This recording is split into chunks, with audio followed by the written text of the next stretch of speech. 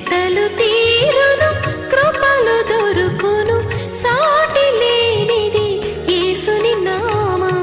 యేసునామమే మధురం, మదిలో తలచిన ధన్యం. యేసునామమే మధురం. ప్రభువునందు ప్రియమైన దేవుని బిడ్డలారా, నేటి వాక్య ధ్యానం కొరకు ప్రార్థిద్దాము. బిగ్ అసోసియేషన్ పరిచర్యల కొరకు ప్రార్థించండి. యేసే పరిష్కారం టీవీ కార్యక్రమానికి ప్రసార సహకారులు కావాలి. ప్రార్థించండి. తలలు వంచండి, ప్రార్థనలో ఏకీభవించండి. మమ్మలను మిక్కిలిగా ప్రేమిస్తూ ఉన్న మా ప్రియ పరలోకపు తండ్రి, మీకు వందనాలు, స్తోత్రాలు. నేటి వాక్య ధ్యానము ద్వారా మమ్మలను ఆశీర్వదించము. వాక్య సత్యము మమ్మలను స్వతంత్రులను చేయుటకు కృపనిమ్ము. యేసు నామమున మా ప్రేక్షకులను ఆశీర్వదించమని అడుగుచున్నాము తండ్రి. ఆమేన్. ప్రియమైన దేవుని బిడ్డలారా, పౌలు గారు తిమోతి భక్తునికి, శిష్యునికి వ్రాసిన మొదటి పత్రిక 5వ అధ్యాయము 19వ వచనము. 2, 3 సాక్షులుంటేనే గాని పెద్ద మీద దోషారోపణ అంగీకరింపకము. ఇతరులు భయపడు నిమిత్తము పాపము చేయవారిని అందరి ఎదుట గద్దింపము. Do not admit a charge against an elder except on the evidence of 2 or 3 witnesses. మనకి పౌలు తిమోతికి పెద్దలను గురించి, డీకాన్స్, ఎల్డర్స్ గురించి రాశాడు. సంఘంలో పెద్దలు ఎట్లుండాలి, deacons, elders of the church ఎలా ఉండాలో రాశాడు. వాళ్ళ మీద ఏదైనా ఒక అభియోగం, ఒక ఛార్జ్ వచ్చినప్పుడు, ఒక దోషారోపణ వచ్చినప్పుడు దాన్ని వెంటనే అంగీకరించద్దు. 2 లేదా 3 సాక్షులు, ఐ విట్నెసెస్, విచారించబడిన తర్వాత అప్పుడు దాన్ని అంగీకరించు. ఆ తర్వాత సంఘ పెద్దను తొలగించాలి. సంఘ పెద్ద మీద ఒక్క దోషం ఆరోపణ చేయాలన్నా మినిమం 2+1 3 విట్నెసెస్ ఖచ్చితంగా తీసుకోమని జాగ్రత్తనిచ్చాడు.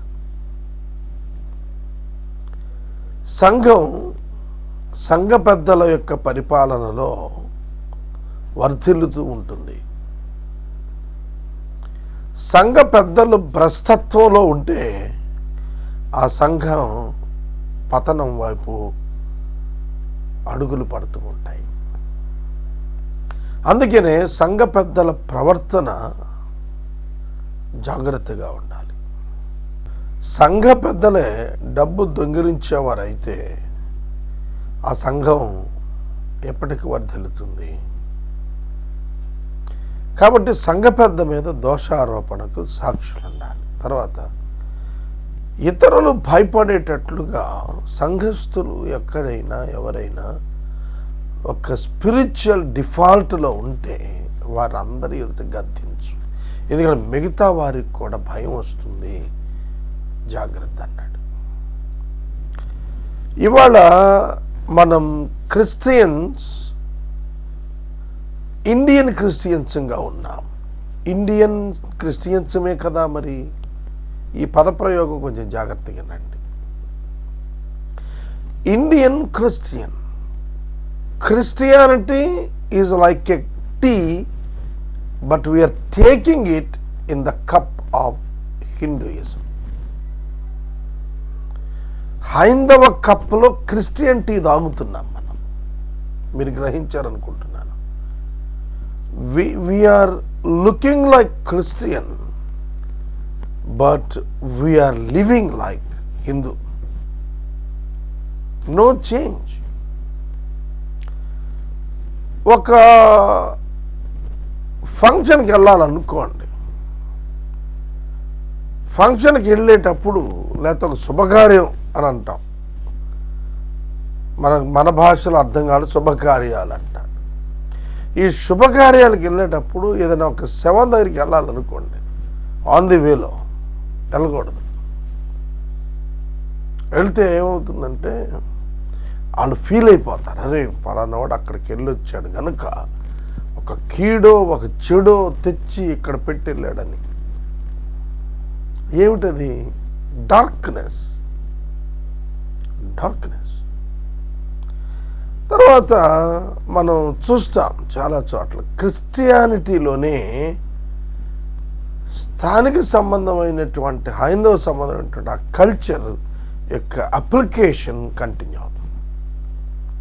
పెళ్ళిళ్ళలో మనం ఎక్కువగా చూస్తాము. దాన్ని మనం కల్చర్ పేరిట కొట్టేస్తుంటాం. 5 వచ్చి ఈ పెళ్లి కూతురు చీర పట్టుకెళ్ళండి, 7 వచ్చి పట్టుకెళ్ళండి, 6 జాకెట్ ముక్కలు నీళ్ళు, ఇట్లాంటివన్నీ కూడాను ఇండియనైజేషన్. మనం దాని నుంచి తప్పించుకోలేం. మనం వాటి నుంచి, ఆ కల్చర్ నుంచి, కల్చరల్ రిలవెన్స్ నుంచి తప్పించుకోలేం. అవి కల్చరల్ రిలవెన్స్. సమాజం అంతా కూడా ఆర్థికపరమైనటువంటి ఇంటెగ్రిటీని మిస్ అయినప్పుడు సంఘంలో కూడా అదే పరిస్థితి ఉంటే ఇక ఏమి వ్యత్యాసం ఉంటుంది? కనుక కల్చరల్ రిలవెన్స్ని బట్టి మనం డిఫరెన్సియేషన్ని చూపించలేకపోతున్నాం. అక్కడికి బొట్టు విషయం చాలా సంఘర్షణ క్రైస్తవ సంఘాల్లో వివెత్తున లేచినది. అది ఇండియాలో క్రైస్తవులు బ్యాప్టిజం తర్వాత బొట్టు తీసేయమంటారు. ఇంకొంచెం డీప్ డివోషన్లో ఉండేవారు గాజులు కూడా తీసేయటం, మెళ్ళవి తీసేయటం, బంగారం తీసేయటం, మెట్లు తీసేయటం. కామన్ కల్చర్లో అది it indicates another sense in the society. అందుకు దాన్ని అలౌ చేస్తూ మోడర్న్ క్రిస్టియన్స్ దాన్ని అలౌ చేశారు. అలాగే లిబరల్ క్రిస్టియన్ థియాలజీలో వాడు మనసు మారాలండి, ఇవన్నీ ఏముంది అని అన్నారు. కనుక పౌలు గారి యొక్క టీచింగ్లో ఏం చెబుతున్నారంటే, ఇటువంటివి వచ్చినప్పుడు ఒకటి గద్దించదలుచుకుంటే సంఘం అంతటి ఎదురు గద్దించమన్నాడు. ఒక పాపం గురించి ఖండించాల్సి వచ్చినప్పుడు, ఒక అన్యాచారం మీద ఖండనివ్వాల్సి వచ్చినప్పుడు, ఒక క్రైస్తవునిగా నీ ఐడెంటిటీని కాపాడుకునే విషయంలో నువ్వు డిఫాల్ట్ అయినప్పుడు ఎవరైనా వాళ్ళని ఖండించమన్నాడు. పౌలు తిమోతితో చెబుతున్న ఈ మాటని గలతీయుల్లో స్ట్రాంగ్గా కేఫాకు వార్నింగ్ ఇచ్చాడు పౌలు గారు. కేఫా అంటే Peter, Simon Peter, the great one, great apostle. Simon Pethuru Pentecost పండుగ నాడు 1000 మందిని ప్రభువులో తీసుకొచ్చిన మహాభక్తుడిని పట్టుకుని గలతీ సంఘానికి రాస్తున్నాడు. యూదుల మాయా వేషం చేత నువ్వు బర్నబా మోసపోయారు. కాబట్టి యూదులతో భోంచేస్తూ అన్యులతో భోంచేస్తున్నప్పుడు యూదులు ప్రశ్నిస్తారని అన్యులతో భోంచేయకుండా వెళ్ళిపోయారు మీరు. ఇదేంటి చెప్పండి? ఇది ఎంత చిన్న సింపుల్ ఇష్యూ. మన రోజుల్లో మనం చూస్తే వాళ్ళతో భోంచేయడం ఇష్టంలోకి వెళ్ళిపోయాడు. అంటే డినయింగ్ పీపుల్ అనేది వాళ్ళు మనం చాలా సింపుల్ తీసుకుంటున్నాం. క్యాస్ట్, క్రీడ్ ప్రాబ్లం అది. అన్యులు, యూదులు, racial discrimination, religious discrimination, caste discrimination, వివక్షత. వివక్షత. ఈ వివక్షత ఇండియాలో caste and religion and creed వీటిల్లో చాలా ఎక్కువగా ఉంటుంది. ఒక్కో ప్రాంతంలో ఒక్కొక్కటి. కలర్ రేషియల్ డిస్క్రిమినేషన్ అమెరికాలో నల్ల జాతీయులు తెల్ల జాతీయులు, వైట్స్ అండ్ బ్లాక్స్, పెద్ద పోరాటం దాని మీద. ముస్లిమ్స్లో షియాస్ సున్నీస్ ఫెయిత్ మీద పోరాటం.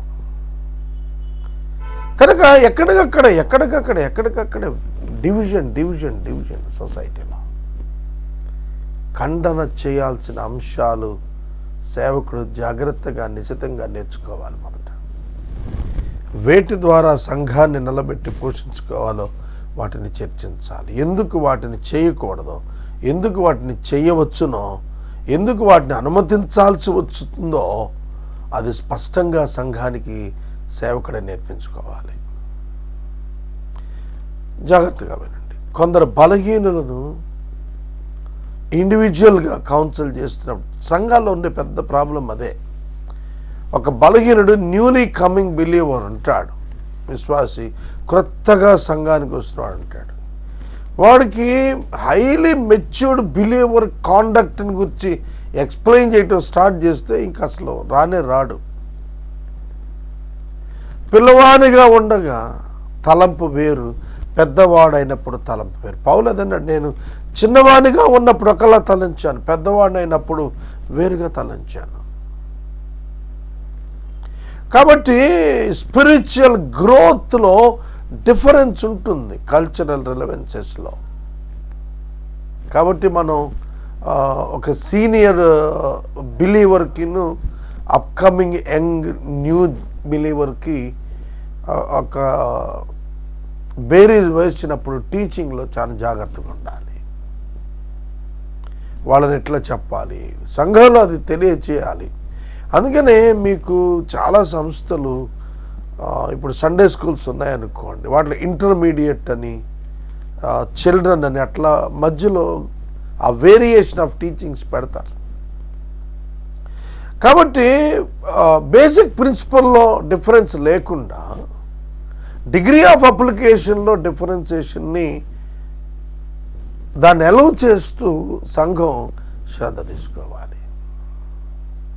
ఇదే పౌలు గారు ఏం చెప్పాడు, దోషారోపణ ఉన్నవాడిని పబ్లిక్గా ఖండించమన్న ఆయనే నీ సహోదరుడు తప్పిదం చేస్తే ముందు వ్యక్తిగతంగా వార్నింగ్ ఇవ్వు, తర్వాత సంఘ పెద్దలను తీసుకెళ్ళి వార్నింగ్ ఇవ్వు, తర్వాత వాడిని పబ్లిక్లో వార్నింగ్, చర్చిలో వార్నింగ్ ఇవ్వు అని అన్నాడు. ఇది కాంట్రా అవటం లేదా? ఇతరులు భయపడు నిమిత్తము పాపము చేయువారిని అందరి ఎడల గద్దింపుము అన్నాడు. మరి అక్కడ అలా అన్నాడు, ఇక్కడ ఇలా అన్నాడు ఏంటి? నీ సహోదరుడు తప్పిదంలో ఉంటే నువ్వు వ్యక్తిగతంగా గద్దించు, వినకపోతే ఏమిటిది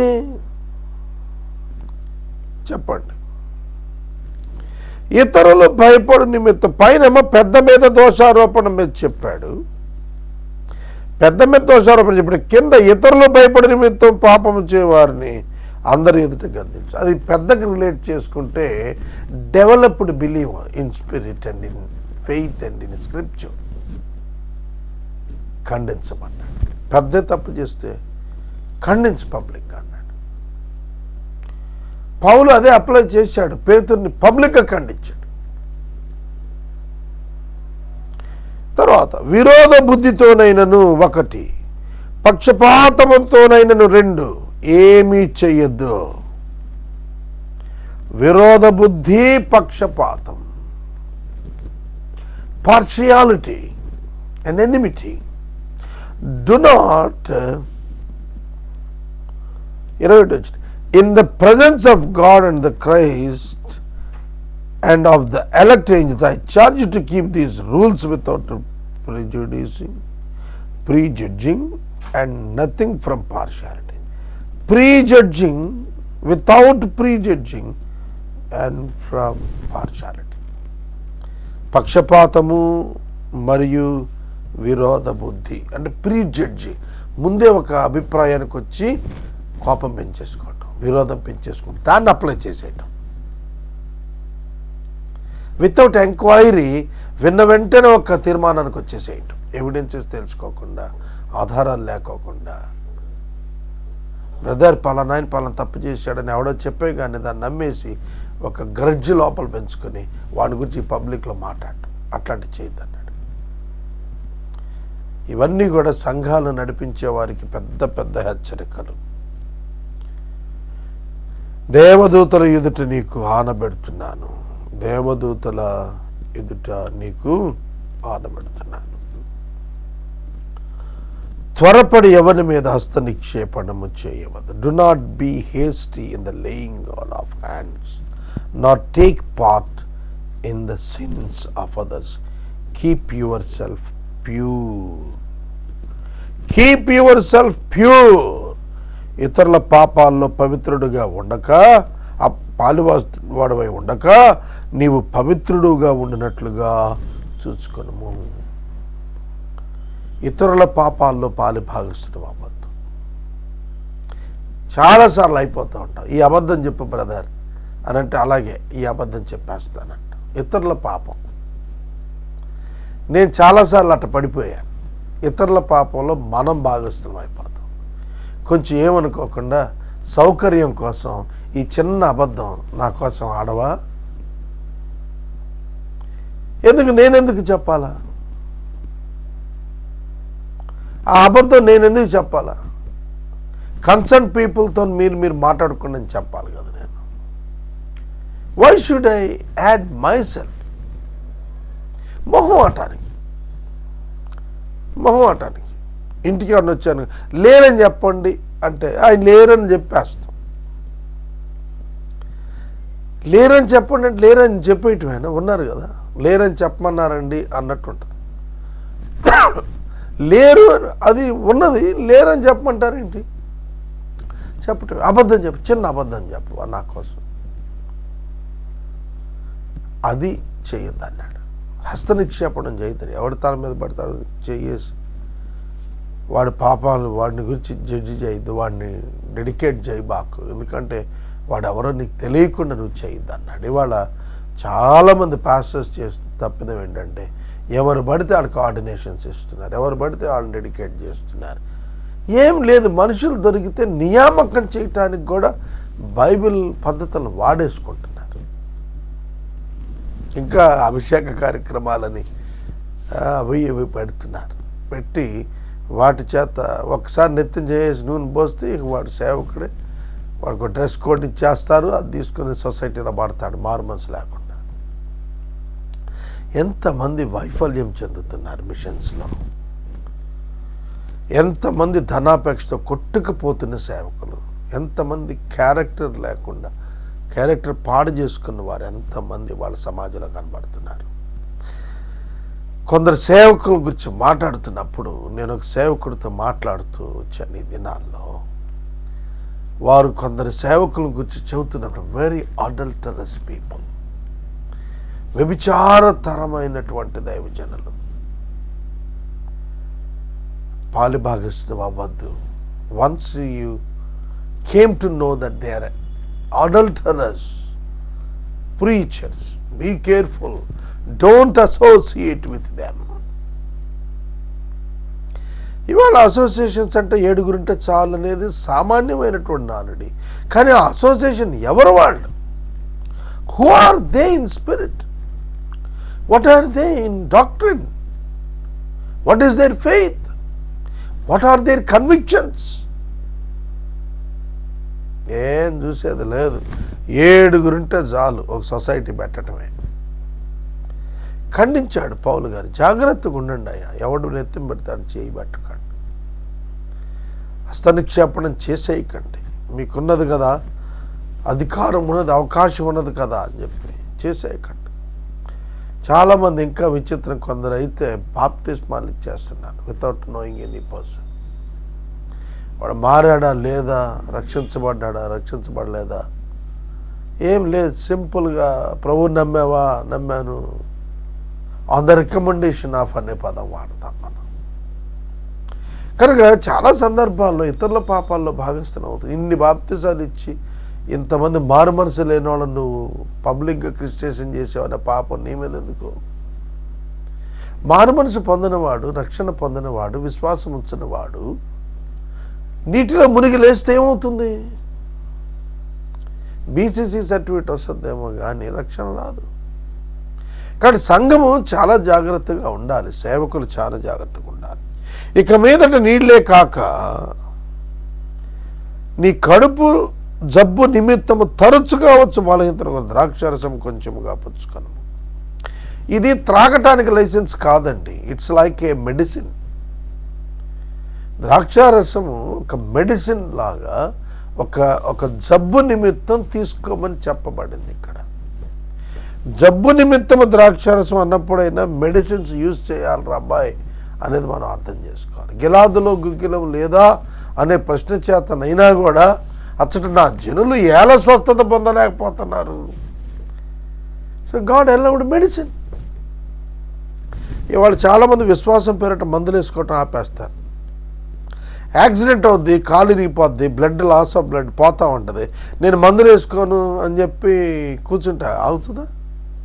నీ కాలు ఇరిగిపోయింది, కుట్లు వేయాలా?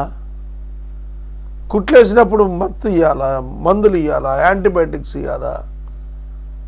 నేను విశ్వాసిని, కాలు ఇరిగితే అది అతుక్కుంటుందిలేండి, వదిలేయండి అంటావా?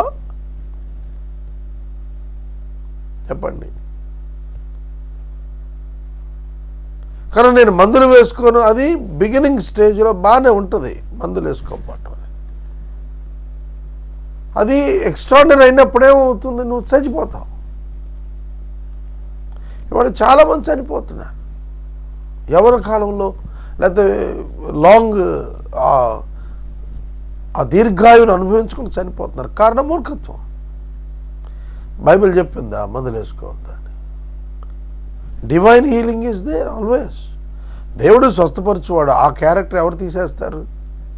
అది దేవుని రిలేటెడ్, ఒక పాస్టర్ చేతిలో ఏం లేదు అది. కనుక గిఫ్ట్ ఇచ్చాడు అంటే అర్థం ఏంటంటే God operates healing on his own through his will he uses a person. అంతవరకే. ఆయన చిత్త ప్రకారం, ఆయన ఉద్దేశ ప్రకారం ఒక వ్యక్తిని వాడుకుంటాడు తప్ప వాడి చేతుల్లో దేవుడు వెళ్ళి కూర్చుని నువ్వు ఎవడి చేతిలో ఆయింట్మెంట్ రాస్తే వాడికి నేను స్వస్థ ఇచ్చేస్తానని చెప్పడం. That is entirely different. we treat, God heals. Doctors చెప్పింది అది.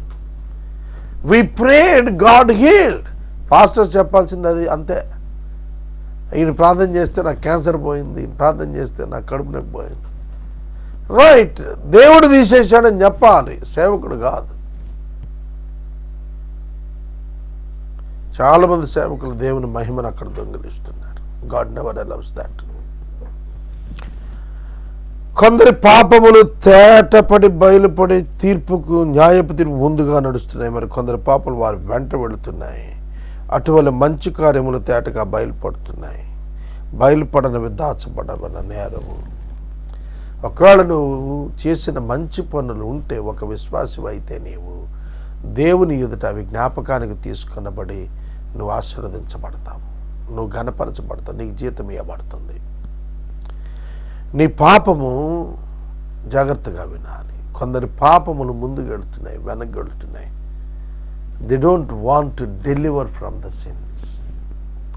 పాపముల నుండి విమోచించబడకుండా ఉండే నైజం అది విశ్వాసి నైజం కాదు, అది అవిశ్వాసి యొక్క నైజం. The sins of some men, not believers, some men, కొందరు అన్నాడు. కనుక గుడికొచ్చిన ప్రతోడు క్రిస్టియన్ గాడు. క్రిస్టియన్ బరియల్ గ్రౌండ్కి తెచ్చి సమాధి చేసినంత మాత్రాన పరలోకానికి వెళ్ళాడు. ఆ వ్యక్తి రక్షించబడ్డాడా, మారు మనసు పొందాడా, పాపక్షమాపణ పొందాడా, విశ్వాసం ఉంచాడా, దేవుని బిడ్డ అయినాడా, ఎన్ని ఉన్నవి. అవన్నీ కూడా ఒక వ్యక్తిలో ఉన్నప్పుడు ప్రభువు ఆ వ్యక్తిని అంగీకరించినప్పుడు అవన్నీ కూడా అతనిలో కొనసాగుతుంటాయి. కనుక మనం గుర్తించాల్సింది ఏమిటంటే, క్రియలను ఆధారం చేసుకొని మనం వీడు రక్షించబడ్డాడని చెప్పలేము.